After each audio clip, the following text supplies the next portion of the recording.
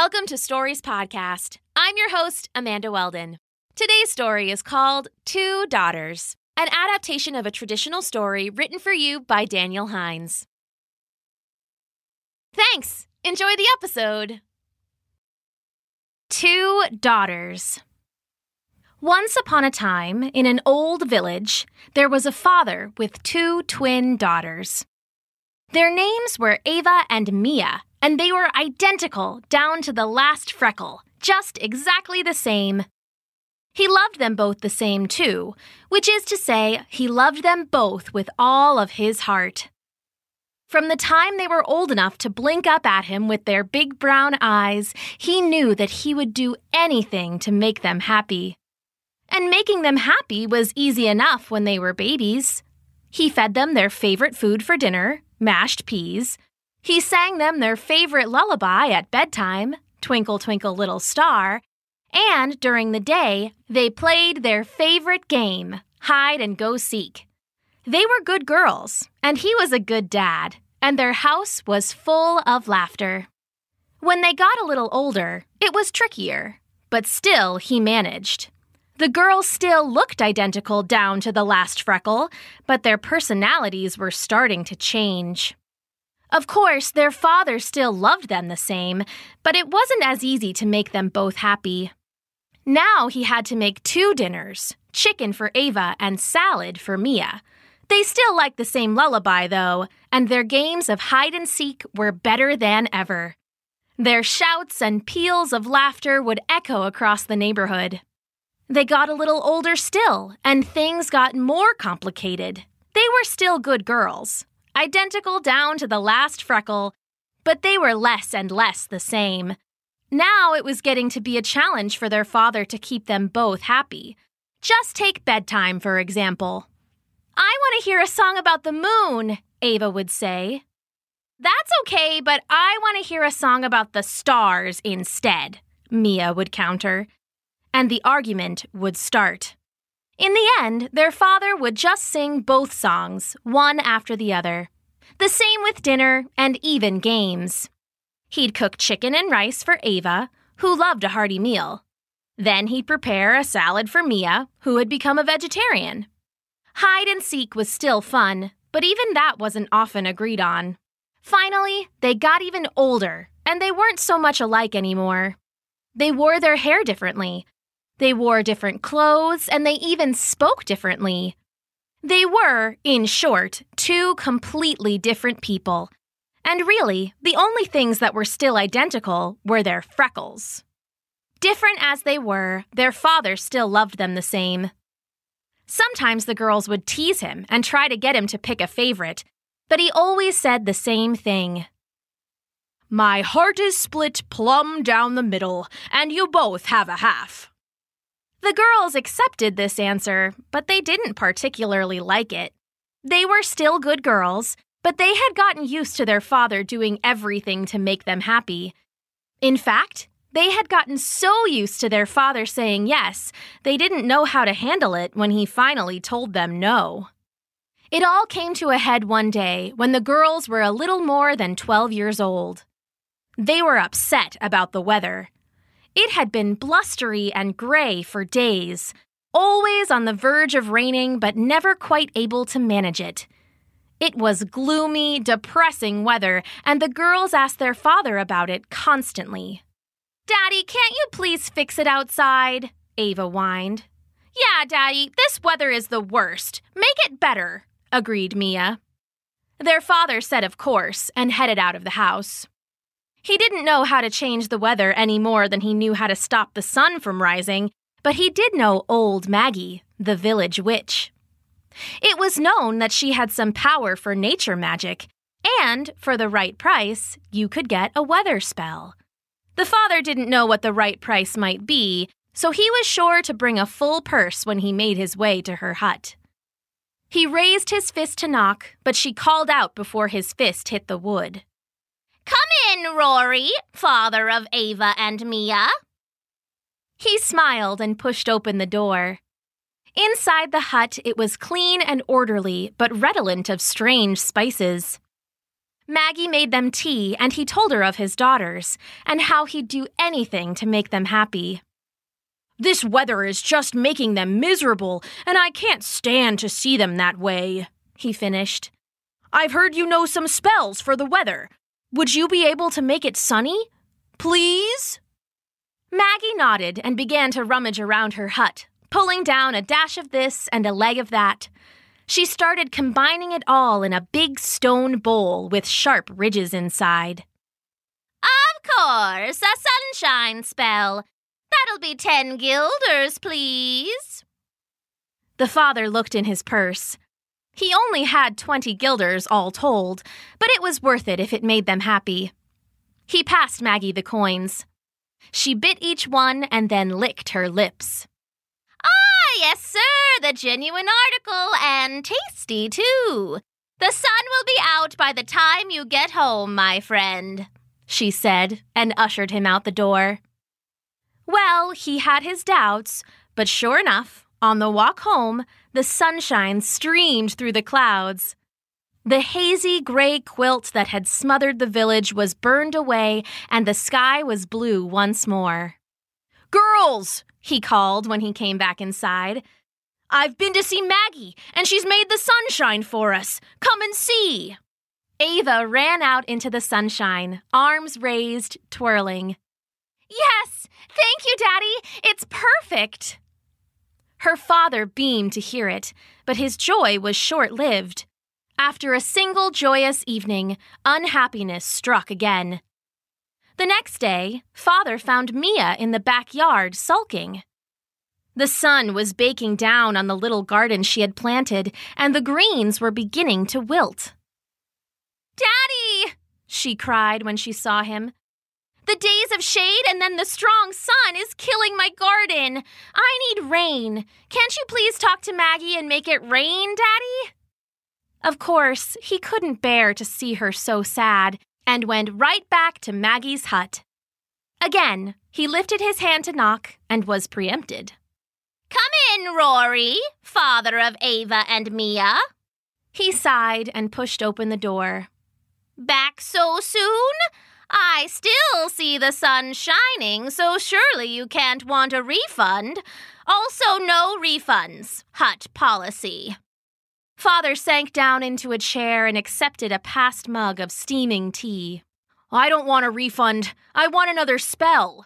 The sun is too bright for Mia's plants. They need a good watering, and it's been weeks since our last hard rain." Maggie nodded and began to rummage around her hut, pulling down a teaspoon of this and an eye of that. She started combining it all in an earthenware jug with fluted sides. "Of course, a rain spell. That'll be 10 guilders, please." The father once again opened his purse. 10 guilders was all he had left, but he'd spend it gladly to make his daughters happy. He passed Maggie the coins. She sniffed each one deeply and then placed them on her cheeks. "Ah, once again the genuine article, and fragrant, too. Best hurry home now, it's a hard rain gonna fall," she said, and ushered him out the door. Of course, Father had learned his lesson and didn't doubt Maggie at all. He pulled his jacket up over his head, and a moment later, the rain started to fall in buckets. The earth drank it in gratefully. "Girls!" he called when he came back inside. "I've been to see Maggie, and she's made it rain for us. Come and see." Mia ran out into the rain, arms raised, twirling.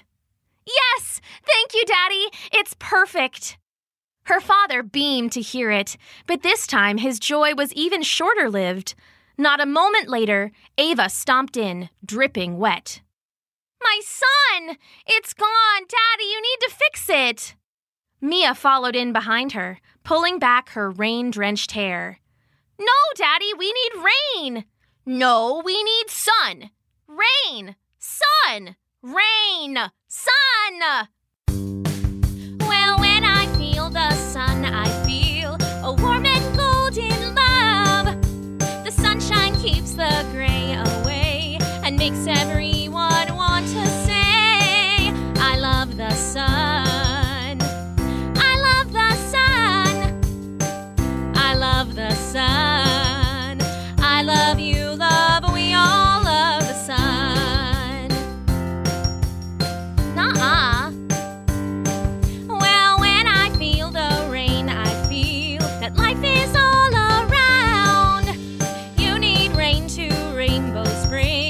makes everyone want to sing. I love the rain. I love the rain.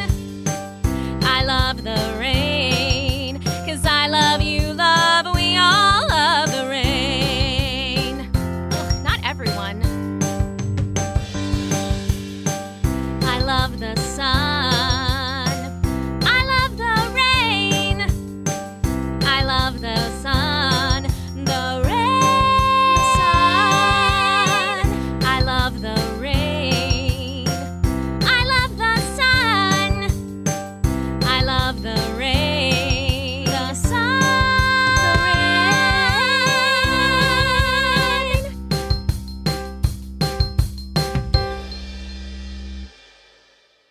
Their father looked back and forth between them. He had always done everything he could to make them happy. But this was impossible, wasn't it? "Oh, wait here," he cried. "I'll be right back." This time, he sprinted over to Maggie's and didn't even wait for her greeting before throwing open her door. "Maggie, I need another spell." The old witch blinked up at him with her owlish eyes. "Another spell so soon? I see the rain spell is still working. What do you need?" "I need the rain spell and the sun spell both, at the same time." Maggie laughed for a moment and then stopped when she saw he was serious. "A sunshine spell and a rain spell together? It's never been done. It could be dangerous. Who knows how the weather will react?" "Please?" Father said, sinking to his knees, hands clasped. "I'm begging you. I need it for my daughters." Maggie looked down at him for a long while and then took a deep breath. "Okay, but it will be costly." "I've got no guilders left," he said. The old witch started to shake her head, but Father kept going. "Wait, my watch! It was my father's, old gold. It's worth 30 guilders at least." He unbuckled it from his wrist and put it on her table.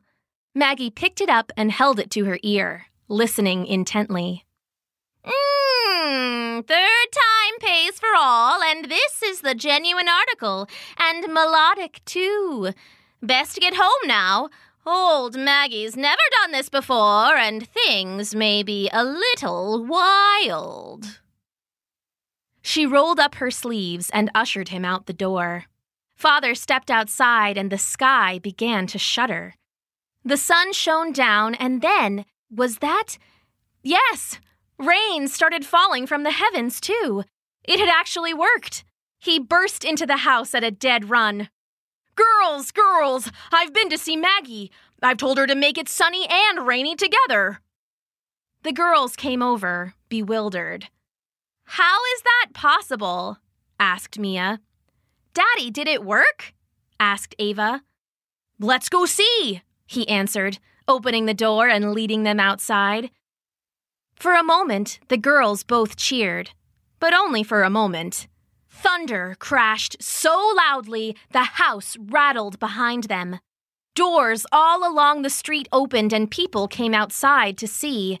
They were chased right back inside by a wind that howled like a werewolf, shaking windows in their frames. The sun stretched and blurred and the sky darkened then brightened again. Dogs began to howl and cats began to screech. Rain started and stopped and then fell in buckets that swirled madly in the air.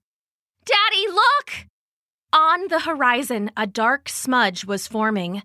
Under the wild sun and rain, a maelstrom began to spin.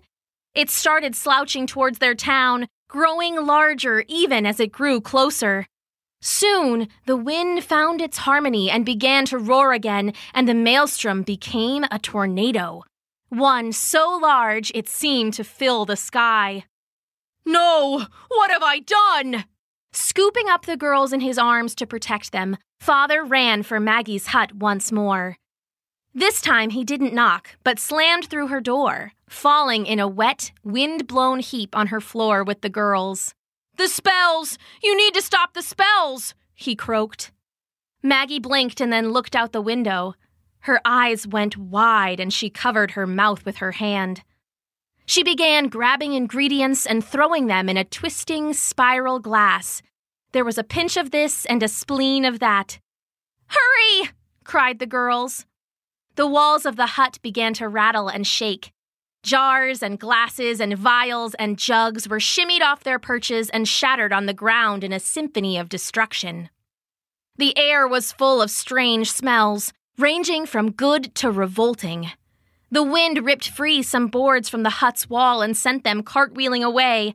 Through the gap they left, the tornado loomed into view, the sun and rain still switching wildly off and on. "Finish, please!" the girls yelled. Maggie looked around, panicking. "My Eye of Newt! It got blown over! I need one! Quickly now!" The roaring grew louder. The wind peeled off more of the hut's boards, the nails screeching in protest as they were wrenched free one by one. The tornado was getting closer. Soon they'd all be sucked inside. Father rolled and saw the newt's eyes on the floor, like tiny orange-black beads spilling out of a cracked brown jar. He hefted the jar in one hand. "Maggie, catch!" He threw it as hard as he dared.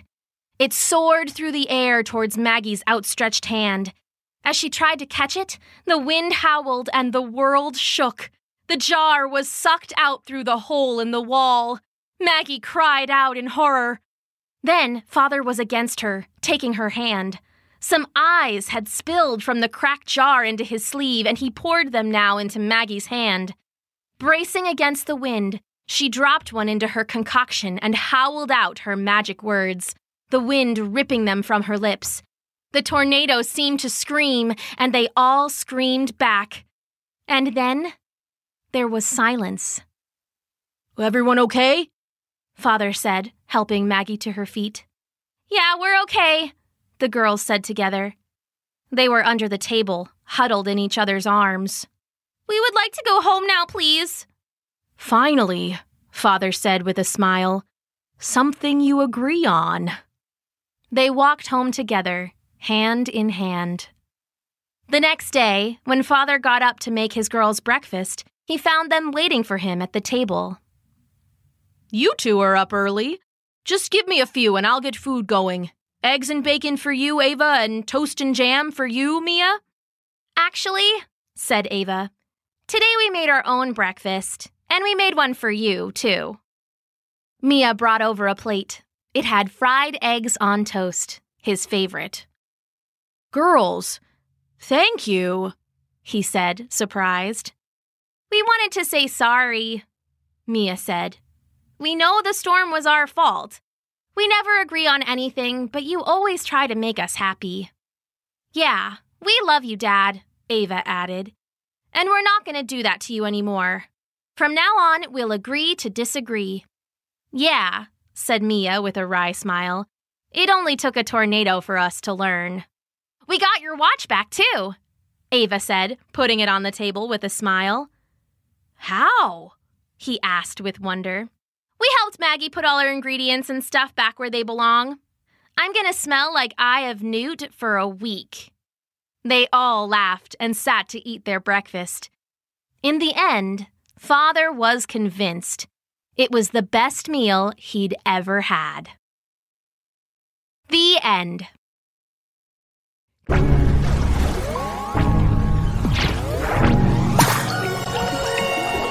Thanks for listening.